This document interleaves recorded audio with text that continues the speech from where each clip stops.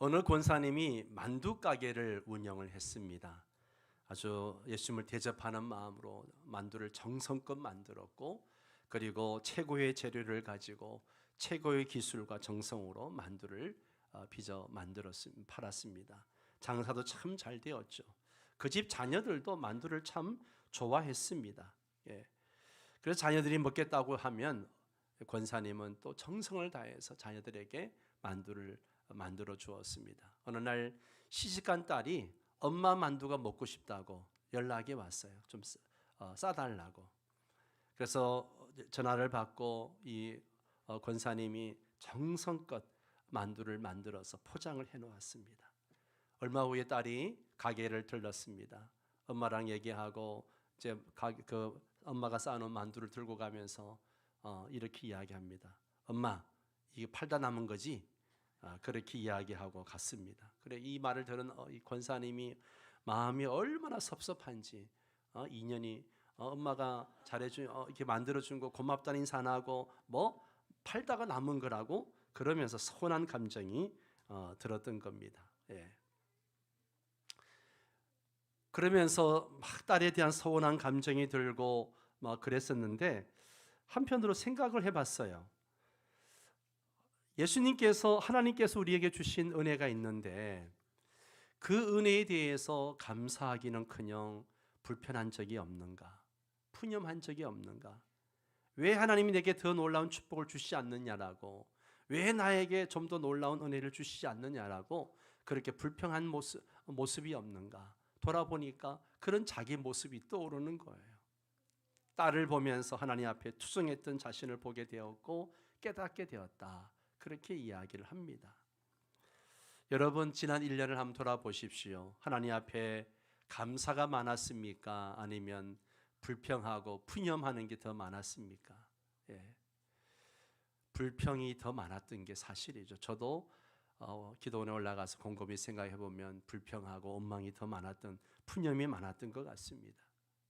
우리를 향한 하나님의 사랑은 최고의 사랑입니다. 당신의 독생자를 내어주셨기 때문이죠. 하나밖에 없는 외아들을 내어주는 것은 특별한 사랑이 아닐 수가 없는 것이죠. 하나님이야말로 그 사랑을 베푸시는 은혜로우신 하나님이십니다. 하나님의 사랑은 희생적인 사랑이에요. 죄인인 우리를 위하여 아들을 희생제물로 내어주신 사랑입니다. 하나님의 사랑이 드러난 것이 바로 예수 그리스도의 성육신, 사람의 몸을 입고 이 땅에 오신 사건, 바로 성탄의 사건이죠. 이것이 복음의 진수입니다. 그 하나님의 사랑이 나타난 곳이 바로 십자가입니다. 복음의 진수인 십자가 사랑을 꼭 기억하며 사는 저와 여러분 되시기를 바랍니다. 성탄절이 다가오면 우리 마음은 설렘과 기대감으로 가득 찹니다. 거리에는 화려한 장식들이 빛나고 가정마다 예쁜 성탄 추리를 하고 또 가족들과의 따뜻한 시간들을 계획하고 그럽니다. 하지만 우리가 준비하는 성탄절의 풍경 속에 가장 중요한 준비가 빠지지는 않았는지 한번 되돌아 봐야 합니다. 바로 우리의 마음이 주님을 맞이할 준비를 하고 있는가 하는 것입니다. 내 마음이 주님을 맞이할 준비를 하고 있는가? 성탄절은 단순히 과거의 예수님의 탄생을 그냥 기념하는 그런 기념일이 아니에요. 그것은 지금도 우리 삶 가운데 찾아오시는 주님, 그리고 언젠가 다시 오실 주님을 깨어서 준비하는 날이 저는 성탄절이라고 생각합니다. 마치 열처녀가 신랑을 맞이하기 위해서 등과 기름을 준비했던 것처럼 우리도 성탄절을 맞아서 영적으로 준비된 상태로 주님을 기다려야 합니다. 오늘 우리가 함께 읽은 이 본문은 너무나 유명한 열처녀 비유 이야기입니다. 저는 이 열처녀 비유를 성탄절과 연결시켜서 말씀의 은혜를 나누려고 합니다. 10명의 처녀 중에 5명은 기름을 준비해서 신랑을 맞이할 준비가 되었고, 나머지 5명은 준비되지 않아서 잔치에 들어가지 못했습니다. 이 이야기는 단순히 오래된 비유가 아닙니다. 오늘 우리에게 성탄절을 맞아 우리의 믿음과 마음을 점검하라고 하는 도전의 메시지이기도 합니다. 이번 성탄절은 화려한 장식과 선물, 또 외적인 준비에만 머물지 않고 우리 내면을 성찰하고 진정으로 주님을 맞이할 준비를 다지는 그런 시간이 되시기를 바랍니다. 첫 번째 생각해 볼 문제는 열 처녀의 비유 이야기와 준비되는 삶에 관한 그런 이야기를 좀 나누려고 합니다. 열 처녀 비유에서 10명의 처녀는 모두 신랑을 맞이하려 했지만 준비 상태는 달랐습니다. 5명은 기름을 준비한 지혜로운 처녀였지만 나머지 5명은 기름이 없이 신랑을 맞이하지 못한, 기름이 없어서 신랑을 맞이하지 못한 어리석은 처녀들이라 그렇게 성경은 말씀하고 있습니다. 여러분, 우리는 신랑을 맞이할 준비가 필요합니다. 그런 준비를 해야 됩니다. 신랑은 예수님을 상징합니다. 성경에서 신랑은 예수님을 상징하는 거예요. 이 비유는 우리가 주님을 맞이하기 위해서 준비해야 할 삶의 태도를 강조하고 있는 것이죠. 어떤 태도로 신랑 되신 주님을 맞이해야 되는가? 준비되지 않은 처녀들은 기회가 왔을 때 그것을 붙잡지 못했습니다. 주님을 맞이하는 준비는요, 어느 한 순간의 결단이 아니라는 거예요. 삶의 지속적인 과정 속에서 이루어져야 되는 거예요. 주님이 재림하신다고 이야기할 때 한순간에 내가 준비한다고 주님을 맞이할 수 있나요? 그럴 수 없어요. 지속적인 삶 속에서 준비가 되어야 합니다. 우리의 준비는 단순히 주일 예배나 특정 순간에 머물러서는 안 됩니다. 오히려 매일의 삶 속에서 주님을 위해 살아가는 의식적인 결단이 포함되어져야 한다라고 하는 것이죠. 그렇게 준비하는 게 뭘까요? 바로 매일 말씀과 기도로 깨어서 준비하는 거예요. 이게 성도의 삶이라고 하는 것이죠. 말씀과 기도로 주님과의 관계를 지속적으로 유지해야 합니다. 말씀과 기도에서 성도가 멀어지면 하나님과의 거리도 멀어지는 거예요.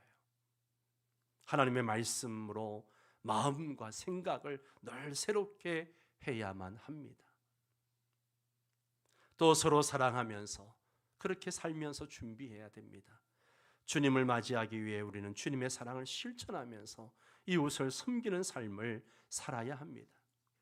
매일매일 주님의 말씀을 묵상하고 그 말씀 속에서 우리가 하나님 사랑, 이웃 사랑을 실천하면서 살아야 하는 줄 믿습니다. 그리고 이 비유에서 기름이 상징하는 것이 무엇입니까? 기름은 성령의 역사, 주님과의 관계, 또 믿음과 인내의 지속성을 나타내고 있습니다. 이는 우리의 영적 삶이 단순히 시작에서 끝나는 것이 아니라 지속적으로 성장하고 유지되어야 함을 의미하고 있는 것이죠. 기름은 또한 성령의 임재와 충만함을 상징하고 있습니다. 어리석은 처녀들은 단지 등불을 들고 있었지만 기름을 준비하지 못한 것은요, 그들의 믿음이 피상적이었다는 것을 보여주고 있는 거죠. 반면에 지혜로운 처녀들은 기름을 충분히 준비해서 신랑을 기쁨으로 맞이할 수 있었습니다. 이는 우리가 단순히 신앙생활을 외적으로 보이는 행위로 끝나지 않고 내적으로 깊이 성령과 교제하고 살아야 함을 말씀하고 있는 것이죠. 우리의 영이 늘 깨어 있어야 됩니다. 오늘 이 비유는 깨어 있음의 중요성에 대한 경각심을 불러일으키고 있습니다. 여러분, 오늘 말씀의 13절 마지막에 보면 이렇게 말합니다. 그런즉 깨어 있으라, 깨어 있으라. 너희는 그날과 그때를 알지 못하느니라. 깨어 있음의 중요성을 말씀하고 있습니다. 우리의 삶의 모든 영역에서 성령으로 충만해서 주님의 오심을 기대하며 깨어 있어야 됩니다. 기름을 준비하는 것은 매일의 삶 속에서 성령의 열매를 맺는 지속적인 헌신을 요구하고 있습니다. 오늘 이 비유에서 신랑은 예기치 않는 시간에 도착하는 것을 보게 됩니다. 이는 우리가 언제 주님을 만날지 알 수 없기 때문에 항상 준비된 상태로 살아야 한다라고 하는 것을 보여주고 있습니다. 신랑의 도착은 자주 예고 없이 다가옵니다. 예고 없이 다가와요. 이와 같이 주님도 우리가 예상하지 못한 시간에 다시 오실 것입니다. 그날과 그때는 아무도 알지 못한다라고 성경은 말하고 있습니다. 주님이 제 아들 보론 앞에서 구름 타고 승천하시면서 내가 곧 다시 오마라고 말씀하셨습니다. 그때로부터 2000년이 훨씬 지났습니다. 언제 오실까요? 아무도 모르죠. 그러나 우리는 깨어 있어야 됩니다. 신랑의 도착은 예고 없이 오기 때문에 그렇습니다. 이러한 긴박성은 우리 삶에서 지금이라는 이 순간의 중요성을 부각시키고 있는 겁니다. 내일로 미루지 말고 오늘 주님과의 관계를 한번 점검하고 또 회개하고 믿음으로 충만해지는 결단이 필요합니다. 신랑을 맞이할 준비는 단순한 기다림이 아니에요. 적극적인 믿음과 행동으로 채워져야 합니다. 매일 기도 자리에서 주님을 만나는 시간을 여러분 확보하십시오. 매일 주님을 만나는 시간이 있어야 됩니다. 회개와 감사로 여러분의 마음을 정결하게 하시기 바랍니다. 그리고 주님의 사랑을 이웃에게 전하면서 복음을 전하면서 살아야 합니다. 영적 준비는 우리의 전인격적인 헌신을 요구하고 있는 것입니다. 성탄절은 단지 아기 예수님이 오신 날을 기념하는 것이 아니라 다시 오실 주님을 기다리는 우리의 마음을 점검하는 시간이 되어야 합니다. 성탄절은 주님의 첫 번째 오심과 두 번째 오심을 연결하는 아주 중요한 연결고리, 다리와 같은 거예요. 그래서 성탄을 맞이할 때마다 우리는 다시 오실 주님을 또 기억해야 됩니다. 그러면서 내 믿음의 옷깃을 염해야 돼요. 첫 번째 성탄에서 우리는 예수님의 구속 계획이 시작된 것을 보았고, 두 번째 오심에서는 그 구원의 계획이 완성될 것을 우리는 알고 있습니다. 따라서 성탄절은 단지 과거의 사건을 기념하는 것이 아니라 현재와 미래를 모두 바라보면서 나의 신앙을 새롭게 다지는 그런 시간이 되어야 합니다. 준비되지 않은 삶은 기회를 놓칠 위험이 있지만, 준비된 삶은 주님과 함께 기쁨의 잔치에 참여하는 그런 축복을 누리게 될 줄 믿습니다. 성탄의 기쁨은 주님과의 관계에서 나옵니다. 주님이 처음 오셨을 때처럼 오늘도 우리의 삶 가운데 오시기를 원하십니다. 지금도 내 삶 가운데 내 가족들 마음속에 오시기를 원하십니다. 성탄절을 맞이하며 우리는 마음의 문을 활짝 열고 주님을 초대해야 합니다. 또한 주님의 오심이 나의 삶과 공동체를 새롭게 변화시키는 계기가 되도록 해야 합니다. 여러분, 나의 믿음은 단지 외적인 모양에 머물러 있지 않는지 점검해 보시기 바랍니다. 그리고 나의 마음과 영혼은 성령으로 충만해서 주님을 맞이할 준비가 되어 있는가 자신에게 물어봐야 합니다. 두 번째 생각해 볼 문제는 성탄은 신랑이 오시는 날의 예표라고 하는 거죠. 예수님의 첫 번째 오심은 우리의 구원을 위한 하나님의 약속의 성취였습니다. 성탄절은 이 구원의 기쁨을 기념하는 날이에요. 그러나 성경은 또한 주님이 반드시 다시 오실 것이라고 성경 수많은 곳에서 약속을 하셨습니다. 요한복음 14장 3절에는 뭐라 말씀하십니까? 함께 있습니다. 가서 너희를 위하여 거처를 예비하면 내가 다시 와서 너희를 내게로 영접하여 나 있는 곳에 너희도 있게 하리라. 아멘. 가서 너희를 위하여 거처를 예비하면 내가 다시 와서 라고 말씀하십니다. 너희를 내게로 영접하여 나 있는 곳에 있게 하리라. 주님은 다시 오십니다. 다시 오세요. 그래서 우리가 믿음의 옷깃을 여미고 살아야 하는 것이죠. 첫 번째 오심의 의미는 죄인을 구원하시기 위해서 이 땅에 오셨습니다. 첫 번째 성탄은 하나님의 사랑이 구체적으로 드러난 순간이에요. 주님은 낮고 천한 구유에서 태어나심으로 우리와 같은 인간의 삶을 사셨습니다. 이는 하나님의 은혜가 누구에게나 주어질 수 있다라고 하는 강력한 메시지이죠. 따라서 성탄절은 이 구원의 은혜를 묵상하고 감사하는 시간이 되어야 합니다. 그러나 예수님은 또 다시 오셔서 하나님 나라를 완성하실 것입니다. 이 약속은 성도들에게 희망의 근거가 되는 거예요. 그러나 동시에 이것은 또한 영적 준비를 요구하고 있습니다. 주님은 모든 것을 반드시 심판하시고 새 하늘과 새 땅을 우리에게 열어주실 것입니다. 성탄은 이 두 번째 오심을 기억하면서 우리 삶이 그날에 맞추어져 조종되도록 부르시는 시간이라고 하는 거죠. 첫 번째 성탄은 하나님의 구속 계획의 시작이었고, 두 번째 오심은 그 계획의 완성이 될 것입니다. 우리는 성탄을 맞이해서 미래를 바라보며 현재를 준비하는 삶을 살아야 합니다. 우리는 성탄의 빛 안에서 다시 오실 주님을 기대하며 맞이할 준비를 해야 합니다. 성탄절은 잔치의 기쁨을 상징합니다. 이 잔치는 신랑이 오실 때 열릴 하늘 잔치의 그림자라고 할 수 있습니다. 열 처녀 비유에서 신랑과 함께 잔치에 들어가는 자들은 준비된 사람들이었어요. 아무나 들어가는 게 아니에요. 준비된 자들만 잔치에 참여할 수 있습니다. 성탄절의 축하와 기쁨은 단지 현재의 즐거움이 아니라 영원한 하늘 잔치에 대한 미리 보기를 제공하는 것이라 할 수 있습니다. 사랑하는 성도 여러분, 성탄절의 기쁨이 단지 외적인 축제로 끝나고 있지 않는지 여러분의 성탄절을 점검해 보십시오.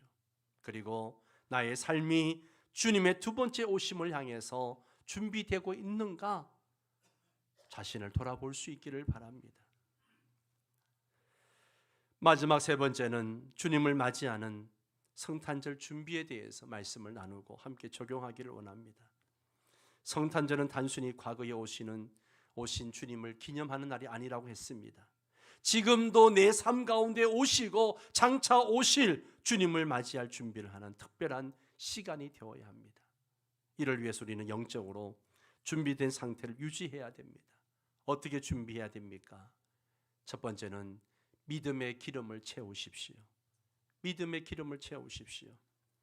믿음의 기름을 채운다는 것은 기도의 삶을 강화하는 거예요. 기도는 하나님과의 대화를 통해서 영적 기름을 채우는 중요한 통로입니다. 매일의 기도를 통해서 주님의 뜻을 구하고 우리의 연약함을 주님께 맡겨야 합니다. 기도는 우리 영혼을 깨우고 주님과의 깊은 교제를 이어가는 통로라고 하는 사실입니다. 기도로 늘 깨어있기를 바랍니다. 두 번째는 말씀을 묵상하고 적용하며 사십시오. 하나님의 말씀은 내 발의 등이요 우리 길의 빛이라고 했습니다. 말씀을 통해 하나님의 뜻을 깨닫고 삶 속에서 적용함으로써 우리의 영적 기름이 채워지는 것이죠. 단순히 말씀을 읽는 것을 넘어서 말씀의 진리를 실천하는 것이 너무너무 중요합니다. 그리고 세 번째는 성령의 충만함을 구하십시오. 성령께서는 우리의 믿음을 새롭게 하시고 주님을 맞이할 준비를 도우십니다. 성령의 열매를 맺는 삶은 준비된 신앙의 핵심이라고 할 수 있습니다. 성령으로 충만한 자는 그 삶 속에서 성령의 열매가 맺혀지게 되는 거죠. 매일의 성령의 인도하심을 구하며 살아가야 합니다. 주님을 맞이하는 성탄절 준비 두 번째는 주님의 재림을 기대하십시오. 재림을 기대하셔야 됩니다. 성탄절은 다시 오실 예수님에 대한 기대를 새롭게 하는 시간이에요. 열 처녀 비유에서 지혜로운 처녀들이 신랑을 맞이할 준비를 했던 것처럼 저와 여러분도 우리 삶 속에서 항상 주님의 재림을 기다리는 기대감으로 살아갈 수 있어야 됩니다. 그러면서 현재 삶에 충실히 살아가야 됩니다. 미래에 오실 주님을 기다리는 자세는 현재 삶을 충실히 살아가는 것과 연결되어지는 것입니다. 주님께서 주신 사명에 충실하면서 매 순간 깨어 있어야 됩니다. 나에게 주신 사명, 섬김, 그리고 복음 전파, 이 사명들을 기억하며 살아야 됩니다. 주님을 맞이하는 성탄절 준비 세 번째는 빛의 증인으로 사셔야 합니다. 우리의 선한 행실은 세상에 하나님 빛을 비추는 도구입니다.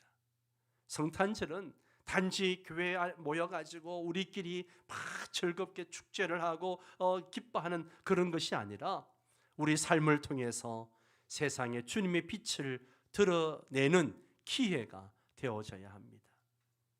이웃과의 관계 속에서 화평을 이루고 사랑과 선행으로 주님을 증거하는 삶을 살아야 됩니다. 주님을 맞이하는 준비는 다른 사람들과의 주님의 사랑을 나누는 삶으로 나타나야 합니다. 우리가 지난주에 희망상자 헌금을 하고 어제 희망상자 100개를 포장을 했습니다. 이것을 이제 우리는 이 지역의 어려운 이웃들에게 하나씩 나눠드릴 겁니다. 이런 것들이 바로 성탄절을 다시 오실 주님을 준비하는 그런 자세라고 하는 것이죠.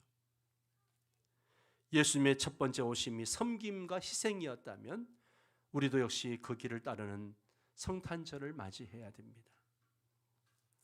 주님을 맞이하는 성탄절 준비 네 번째는요, 따라서 합니다. 항상 깨어 있으라. 항상 깨어 있어야 됩니다. 오늘 13절에 그런즉 깨어 있으라, 깨어 있으라, 깨어 있으라.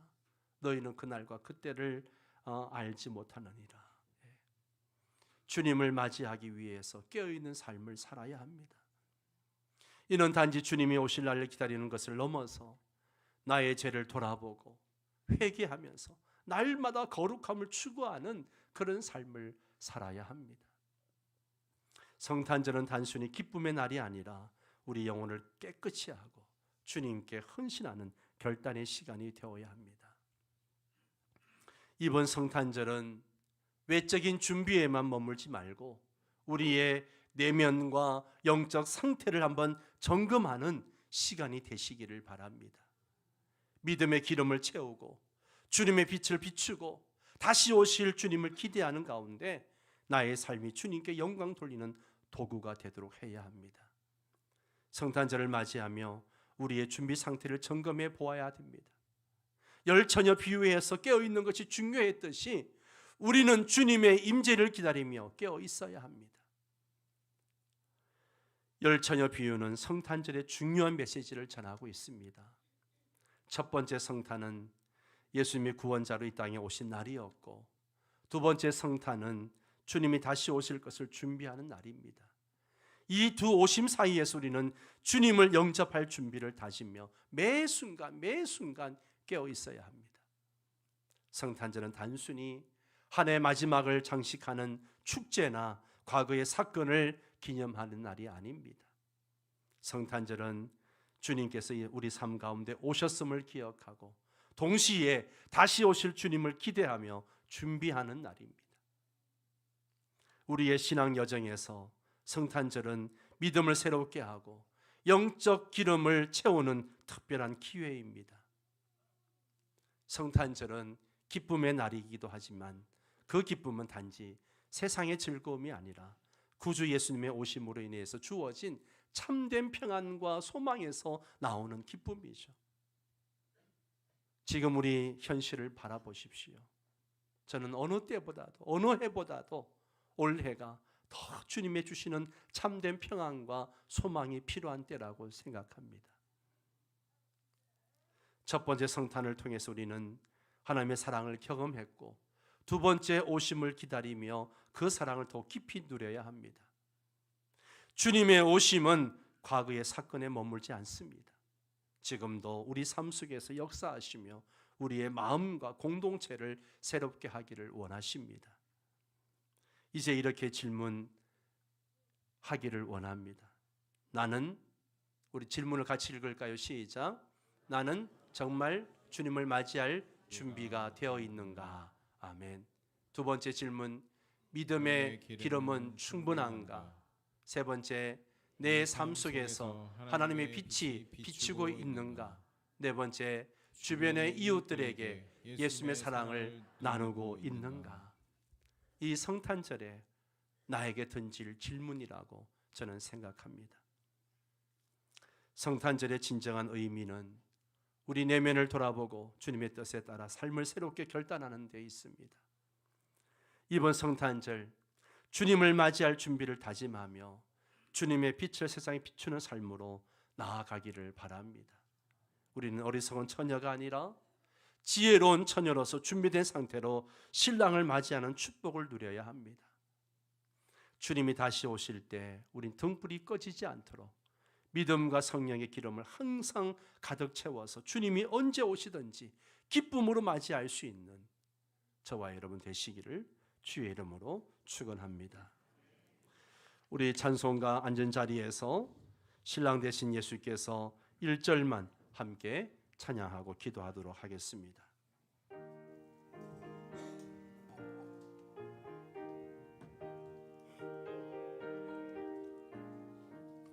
신랑 되신 예수께서 다시 오실 때 밝은 등불 들고 나갈 준비 됐느냐? 그날 밤에 주님 맞을 등불이 준비됐느냐?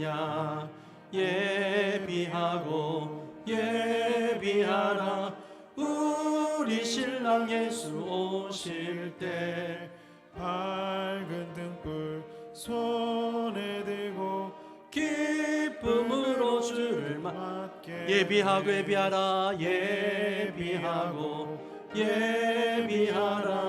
우리 신랑 예수 오실 때 밝은 등불 손에 들고 기쁨으로 주를 맞겠네.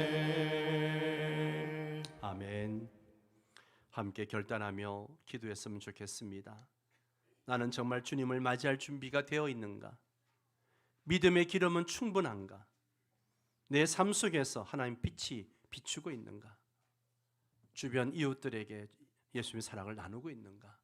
한번 자신을 돌아보며 함께 결단하며 기도하는 시간 갖도록 하겠습니다.